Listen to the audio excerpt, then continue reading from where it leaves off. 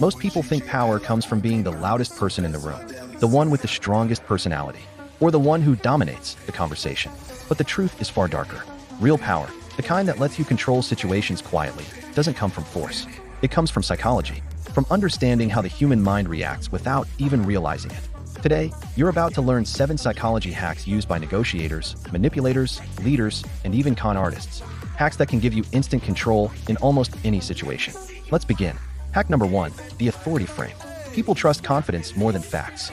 Human beings are wired to obey authority, even when that authority is only an illusion. If you walk into a situation acting like you're supposed to be there, people automatically treat you with more respect. It's called claiming the frame. How do you use it? Speak slowly. Make fewer movements. Take up physical space. State your opinion as if it's obvious. Most people back down instantly when someone behaves like an authority, even without a title or power, because the mind obeys confidence more than it obeys logic. Hack number 2, the power pause. Silence is your loudest weapon. When someone challenges you, confronts you, or throws an emotional attack, most people react instantly. That's a mistake. Psychological research shows that whoever speaks first in a tense moment loses power. So instead, pause. 3 seconds. No expression. This triggers unease, self-doubt, and an instinct to fill the silence. They start explaining themselves. They soften their tone. They shift from attacking to justifying. In that moment, control flips to you. Use silence wisely. It's more persuasive than arguing. Hack number 3, label their emotion. Name it to tame it. When someone is angry, defensive, or closed off, don't fight their emotion. Label it. Say, "It sounds like you're frustrated." Or, "It seems like this situation is stressing you." Or even, "It feels like you want to be heard." This instantly lowers their emotional resistance. Why does this work? Because the brain relaxes when it feels understood. Once emotions calm down, you become the perceived solution, giving you influence. You're not controlling them with force. You're controlling them with understanding. Hack number 4, the status drop. When you lower your status, they raise yours. This is a technique used by master negotiators and even interrogators. Instead of showing off confidence, you briefly lower your status on purpose.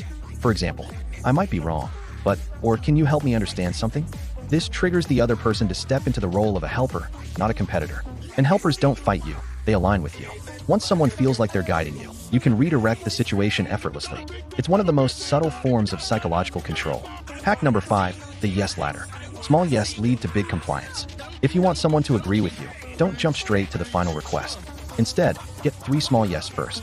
For example, you want things to go smoothly, right? Then, and you don't want this to turn into a big issue?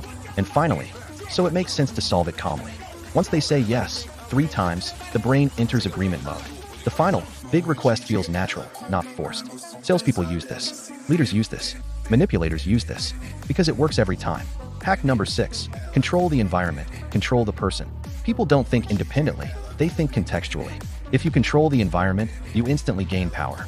For example, sit at the head of the table and people will defer to you. Change locations to reset tension. Lower your voice, and it forces them to lower theirs. Stand while they sit, which gives you psychological height. Humans adapt to the environment without realizing it. Change the environment, and you change their behavior.